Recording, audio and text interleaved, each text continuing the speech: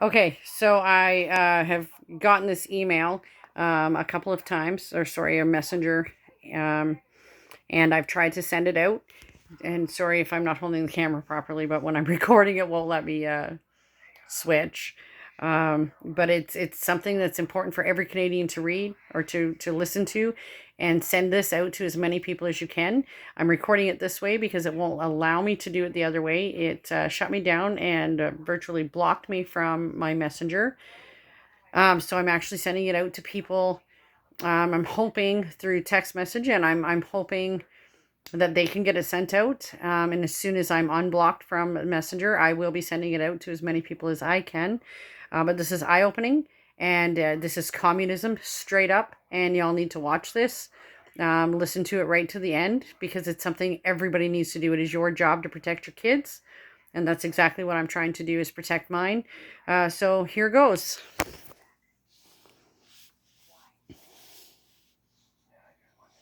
It was an email that was sent to me, and I'll just say her first name to protect her identity.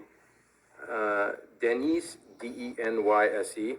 Maybe that's not protecting identity because that's not a common name, but anyway, Denise is her name, and she sent an email, and this email talked about something that's happening in Canada.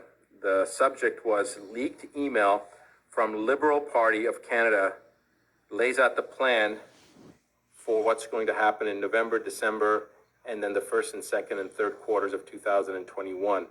Now, this is not based upon what a person's opinion is or conjecture is. This is based upon what actually happened at a meeting in the legislative bodies on the Liberal side in Canada. So here's what it comes down to. The roadmap and aim was set out by the PMO and is as follows. And I hate looking down when I'm reading this, so let me see if I can read it this way. All right. Phase in secondary lockdown restrictions on a rolling basis, starting with major metropolitan areas first and expanding outward. Expected by November 2020.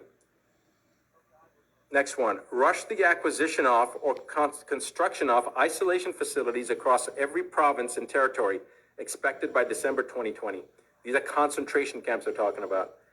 Daily new cases of COVID-19 will surge beyond capacity of testing. Interesting that they already know that they're going to surge, right? Why? Because they know that if there is such a virus out there, assuming that there's a real virus out there, the testing is already it's already predetermined. They're testing, they're attenuating, they're basically amplifying the RT-PCR test to the point that every human being will test positive. That's what their goal is. All right, so the daily new cases of COVID will surge beyond capacity of testing, including increases in COVID-related deaths following the same growth curves, expected by end of November 2020. Complete and total secondary lockdown, much stricter than the first and second rolling phase restrictions, expected by end of December 2020, early January 2021. Reform and expansion of the unemployment program to be transitioned into the Universal Basic Income Program, expected by Q1 2021. Projected COVID-19 mutation and or co-infection with secondary virus referred to as COVID-21, leading to a third wave with much higher mortality rate and higher rate of infection, expected by February 2021. Daily new cases of COVID-21 hospitalizations and COVID-19 and COVID-21 related deaths will exceed medical facility capacities, expected by by Q1, Q2 of 2021. Enhanced lockdown restrictions, referred to as third lockdown, will be implemented. Full travel restrictions will be imposed, including inter-province and intercity, expected by Q2 2021. Guys, understand that. That means that if you're in British Columbia, you can't go to Quebec. All right, this is what they're talking about.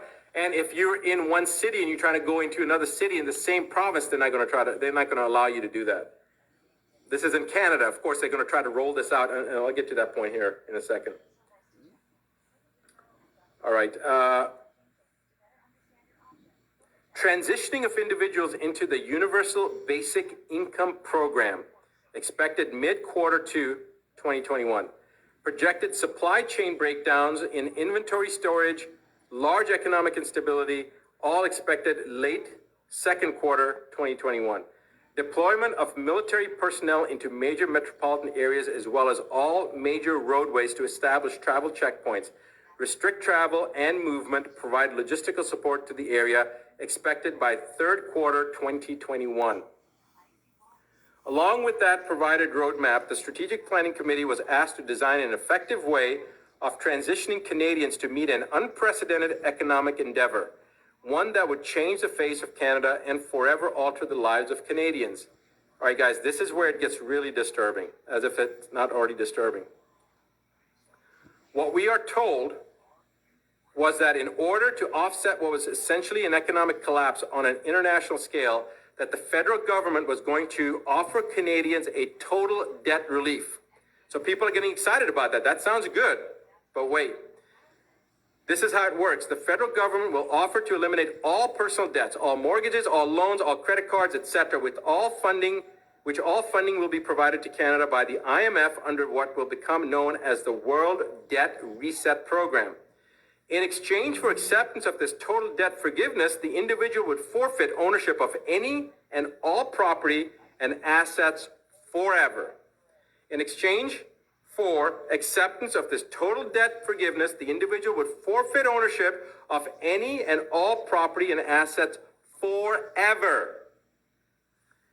The individual would also have to agree to partake in the COVID-19 and COVID-21 vaccination schedule, which will provide the individual with unrestricted travel and unrestricted living, even under a full lockdown. So if you agree, you can go do anything you're doing as long as you partake in the COVID-19 and COVID-21 vaccination schedule, regardless of the lockdown. Magically you take this vaccine and boom, guess what? You don't have to social distance, you don't have to wear a mask anymore because you have already gotten your vaccines. All right? So this is unrestricted living even under a full lockdown through the use of a photo identification referred to as Canada's Health Pass. Committee members asked who would become the owner of the forfeited property and assets in that scenario, and what would happen to lenders or financial institutions. We were simply told the World Debt Reset Program will handle all of the details. So when they were asked what happens to the property and what happens to the banks, don't worry about it, we're going to take care of it. That's what they were told. All right, and now it gets really, really interesting. Wow. Committee members asked who would become, I read that. Several committee members also questioned what would happen to individuals if they refused to participate in the World Debt Reset Program or the Health Pass or the vaccination schedule. The answer we got was very troubling. Essentially, we were told it was our duty to make sure we come up with the plan, meaning the Liberal Party was told that it was their duty to come up with a plan to ensure that would never happen. We were told it was in the individual's best interest to participate. When several committee members pushed relentlessly to get an answer, we were told that those who refused would first live under the lockdown restrictions indefinitely, and that over a short period of time, as more Canadians transitioned into the debt forgiveness program, the ones who refused to participate would be deemed a public safety risk and would be relocated into isolation facilities. Once in those facilities, they would be given two options: participate in the debt forgiveness program and be released, or stay indefinitely in the isolation facility under the classification of a serious public health risk and have all your assets seized. As you can imagine, after hearing all of this, it turned into quite the heated discussion and escalated beyond anything I've ever witnessed before. In the end, it was implied by the PMO that the whole agenda will move forward no matter who agrees with it or not. That it won't just be Canada, but in fact, all nations will have similar roadmaps and agendas. That we need to take advantage of the situations before us to promote change on a grander scale for the betterment of everyone. The members who were opposed and ones who brought up key issues that would arise from such a thing were completely ignored. Our opinions and concerns were ignored. We were simply told to just do it. All I know is that I don't like it, and I think it's going to place Canadians into a dark future.